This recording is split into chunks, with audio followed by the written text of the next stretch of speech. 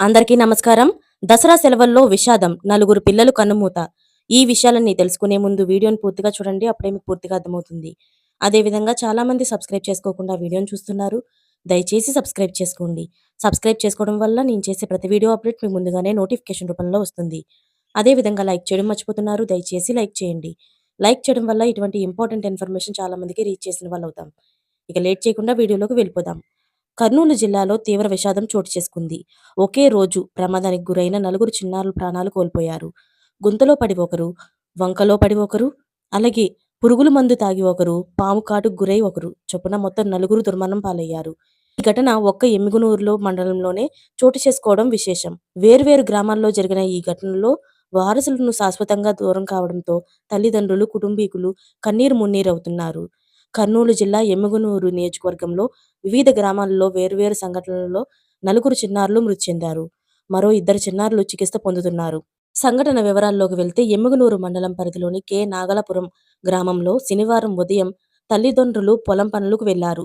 దసరా సెలవులు కావడంతో ఇద్దరు చిన్నారులు బోయ మహేంద్ర, బోయ హరికృష్ణ వీళ్ళిద్దరూ కూడా ఆడుకుంటున్నారు. ఇంతలో చేతికి దొరికిన క్రిమి సంహారక మందు డబ్బాను కూల్ డ్రింక్ గా భావించి తీసుకొని అందులో రసాయనాన్ని ఇద్దరూ కూడా సేవించారు. ఇద్దరు చిన్నారులు అపస్మారక స్థితిలో ఉండటాన్ని గమనించిన గ్రామస్తులు వెంటనే ఎమ్మిగనూరు ప్రభుత్వ ఆసుపత్రికి తరలించారు. అప్పటికే మహేంద్ర మృతి చెందాడు. మరో బాలుడు హరికృష్ణ చావు బతుకుల మధ్య కొట్టుమిట్టాడుతున్నాడు.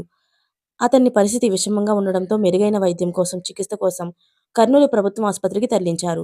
ఎమ్మిగనూరు మండలం పరిధిలోని ఎస్ నాగలాపురం గ్రామానికి చెందిన సంపత్ కుమార్ అనే అతను ప్రమాదవశాత్తు వంకలో పడి మృతి చెందాడు. నందవరం మండలం మాచాపురం గ్రామంలో ఒకే కుటుంబానికి చెందిన ఇద్దరు పిల్లలు నీటి గుంటలో పడి మృతి చెందినట్లు గ్రామంలో విషాద ఛాయలు అలుముకున్నాయి. ఉపేంద్ర 4వ తరగతి చదువుతున్నాడు.